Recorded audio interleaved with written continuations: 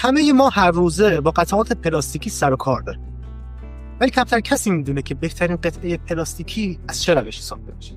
من امروز 3 تا از بهترین روش‌ها رو براتون بررسی میکنم و مزایا و معایبش رو براتون مرور میکنم تا ببینیم که بهترین روش برای کار شما و شغل شما چیه. با من همراه باشید. اولین روشی که هر کسی با شنیدن قطعه پلاستیکی و تولید قطعه پلاستیکی به ذهنش میرسه، تولید با تزریق پلاستیک. تزریق پلاستیک یه سری مزایا و یه سری معایب داره. روش تزریق پلاستیک به این صورته که یک قطعه پلاستیکی رو وقتی ما میخوایم تولیدش کنیم، اول اون رو میدیم به طراح اون رو طراحی میکنه توی نرم افزار سه‌بعدی و بعد اون رو میدیم به قالب ساز و قالب ساز یه قالب فلزی 2 تیکه یا 3 تیکه برای اون تولید میکنه و بعد اون قطعه قالب فلزی اون رو میتونیم خودمون با دستگاه تزریق پلاستیکی که میخریم یا به افرادی که دستگاه تزریق پلاستیک دارن میتونیم بدیم و اون رو روی دستگاه سوار میکنن و 2 تا قطعه فلزی یا 3 تا قطعه فلزی به هم فشرده میشن و پلاستیک مذاب توی اون تزریق میشه و بعد که اینها از هم جدا میشن شکل اون قطعه مورد نظر ما به وجود میاد. مزایاش اینه که شما میتونید تعداد خیلی بالایی از این قطعه رو توی زمان خیلی کم تولیدش کنید و همه قطعات شما تقریبا از یک کیفیت یکسان برخورداره، چون فرایند تولید این به صورت تکراری و تکرارپذیر هست. طبیعتاً قطعات تقریبا یک شکل و یکسانی رو خواهید داشت. و یکی از مزایای دیگه اون تولید ارزون، یعنی تولید قطعه‌ای که برای شما تولید میشه یه قطعه ارزون به نسبت قیمت فروش اون خواهد بود. ولی این روش یک سری معایب داره و معایب اون اینه که اگر شما سرمایه اندکی داشته باشی نمیتونی سمت این روش بری، به خاطر اینکه قالبی که شما میخواید تهیه کنین از قسمت طراحی خود قطعه، طراحی قالب و بعد ساخت خود قالب و متریال قالب یه هزینه نسبتا گرونی به نسبت بقیه روش هست. یعنی شما باید این رو اول به یک فرد متخصص بدین، هزینه طراحی به اون بدین، اون رو طراحی کنه و بعد اون قطعه رو بدین به اون طراحی رو، فایل طراحی رو بدین به قالب ساز، اون رو قالب به صورت یه قالب در بیاره، ازش قالب بسازه و بعد اون هزینه‌ای برای اون بپردازین و بعد هزینه خود تراش قالب هم بهش اضافه میشه و در آخر اگر شما خودتون بخواید اون قطعه رو تولید کنید نیاز به یک دستگاه تزریق پلاستیک دارید که توی ایران این دستگاه از 400-500 میلیون تومان شروع میشه تا دستگاه با کیفیت و بزرگ که برای مخصوص قالب‌های بزرگه که 4-5 میلیارد تومان قیمت داره. پس مزایاش رو گفتیم و معایبش هم این که باید شما سرمایه زیادی در اول کار داشته باشین تا بتونید به این روش قطعاتتون رو تولید کنید. ولی یک روش خیلی ارزان‌تر وجود داره که شما میتونید از اون روش استفاده کنید.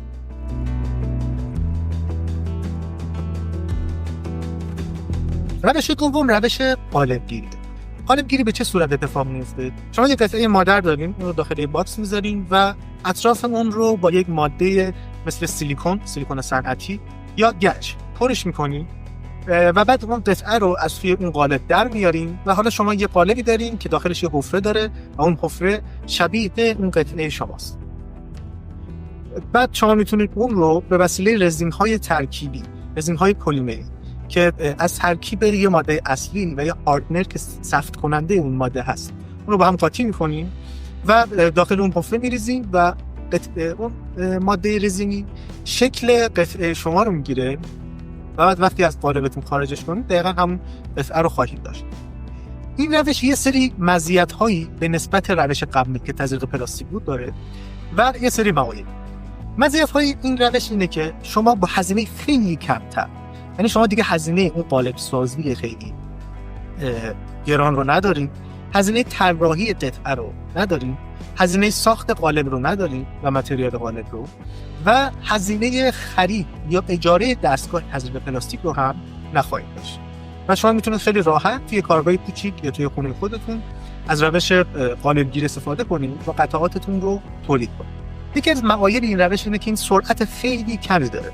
یعنی شما بعد از اینکه این رزین رو قاطی می‌کنید داخل قالبتون می‌ریزید، باید بین 2 تا حتی 24 ساعت صبر کنید یا یک کوره پخت داشته باشین که یه سری از رزین‌ها نیاز به پخت دارن، اون رو داخل اون کوره بذارین تا خوش بشه و این روش تولید شما رو خیلی کند میکنه و اینکه بعد از یه مدتی معمولا این قالب ها خراب میشه، به خاطر اینکه ما از موادی استفاده کنیم که حالت الاستیسیته داره مثل سیلیکون و بعد از چند بار خارج کردن قطعات تولید شده این قالب بعد یه مدتی شکل خودش رو از دست میده و نیازی که دوباره شما خودتون یه قالب دیگه تولید کنید.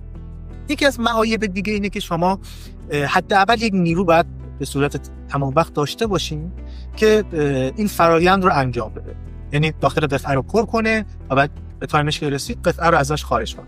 حالا یه سری پرداخت‌ها هم روی قطعه باید انجام بدن، به خاطر اینکه اون قطعه‌ای که بعد شما ازش داخل قالب فرم میگیره و میاد بیرون دقیقاً اون قطعه‌ای نیست که شما میخواین قالبش رو میخواین اون قطعه رو داشته باشید.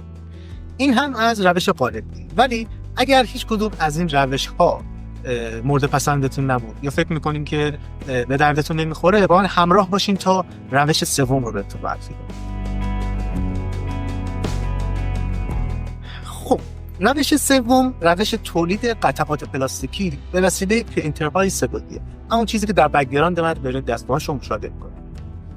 توی پرینترهای سه‌بعدی شما رشته‌های نازک پلاستیک رو به عنوان مواد اولیه به پرینتر سه‌بعدی میگیم که به اصطلاح بهش میگن فیلامنت‌های پرینتر سه‌بعدی.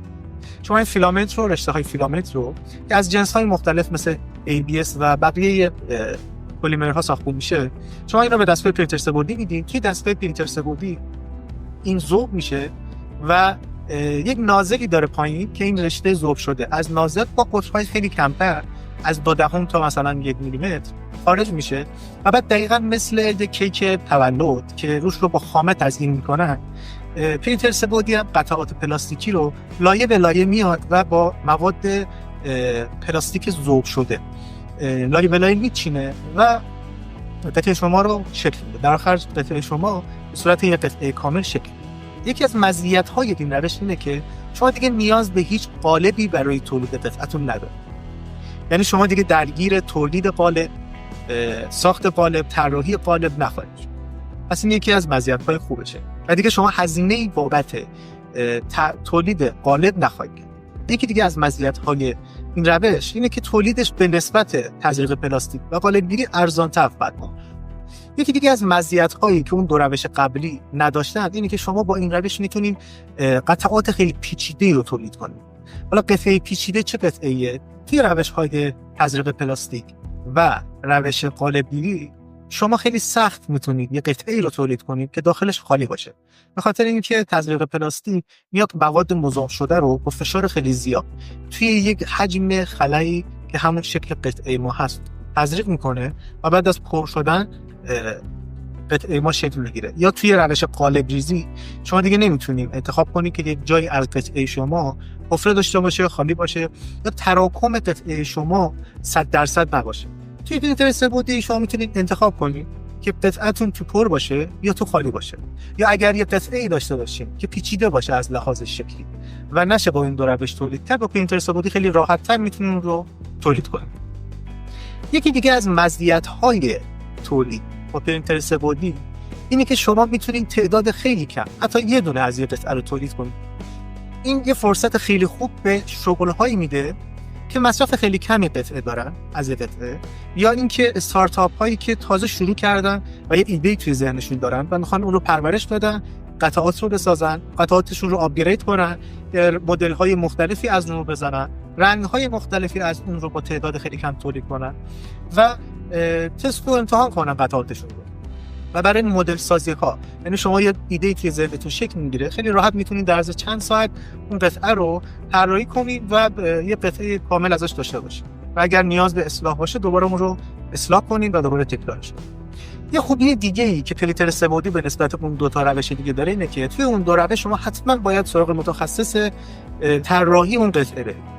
ولی توی پرینتر سه‌بعدی چون چندین ساله، تقریبا 5-6 ساله که این خیلی تو کل کشورها روش جا افتاده‌ای برای تولید قطعات جدید، تازه و نو هست، شما میتونید این رو با سرچ کردن توی اینترنت اون قطعه‌ای که مورد نظرتون هست، ابزاری که برای شغلتون مناسبه، یا شما یه ایده‌ای دارین و میخواین سرچ کنین ببینین که آیا اون قطعه اون ایده رو یا اون قطعه ابزار رو کسی دیگه انجام داده، که معمولا من با تجربه‌ای که دارم تقریبا توی تمام مشاغل توی کشورها چندین نفر با پرینتر سه‌بعدی سراغ ارتقاء اون شغل و طراحی قطعاتی برای اون شغل کردن.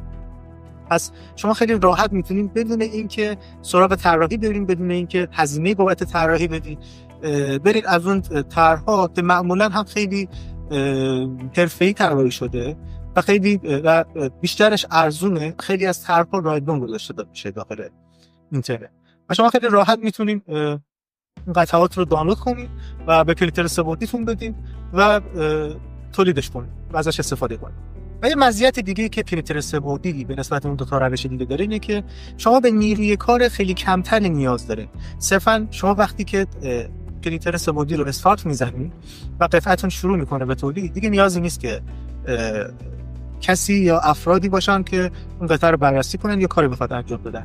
پرینتر سه‌بعدی به صورت اتوماتیک میاد شروع میکنه این قطعه رو از بیس تولید میکنه و وقتی تموم میشه استاپ میشه. پس این یکی از مزیت‌هاست که شما حتی زمانهایی که سر کار نیستین یا تو کارگاه نیستین یا به کار دیگه مشغولین، پرینتر سه‌بعدی میتونه قطعتون رو براتون تولید کنه و مطمئن باشین که قطعه خوبی تولید میشه. و از مزیت‌هاش خیلی گفتم.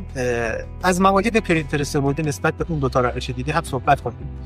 ببینید توی روش تزریق پلاستیک خب گفتیم قطعات خیلی ارزان‌تر قرار گرفته، یعنی ما با هزینه اولیه بیشتر ولی هزینه ثانویه، یعنی هزینه متریال کمتر، میتونیم قطعات ارزان‌تری تولید کنیم. خب این تو پرینتر سه‌بعدی به خاطر اینکه نوع فیلامنتی که تولید میشه در انحصار چند شرکت هست، خب ما حتما باید از اون نوع فیلامنت استفاده کنیم برای گیری.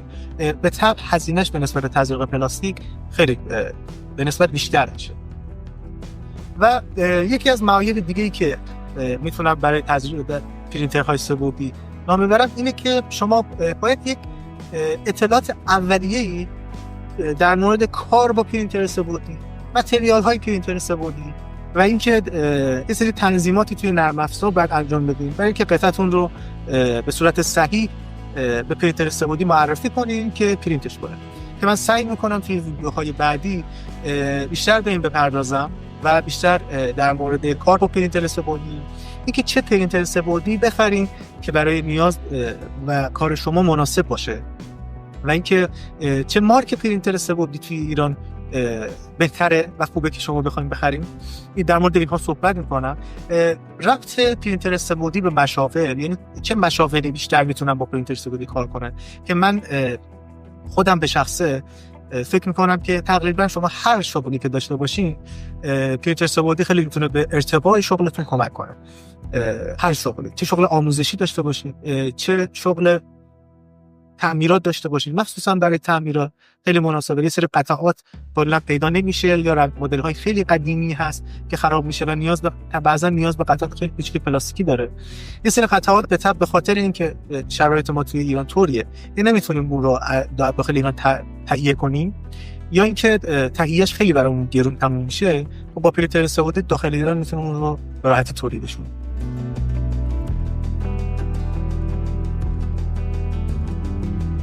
خیلی خوشحال میشم که اگر شما شغلی دارین که فکر میکنین پرینتر سه‌بعدی میتونه بهتون کمک کنه، شغلتون رو برام کامنت کنین. و اینکه اگر ایده‌ای دارین که با پرینتر سه‌بعدی فکر میکنین یا راهنمایی میخواین که ایده‌تون رو انجام بدین، برام حتما کامنت بذارید، پیام بدین، من جواب میدم.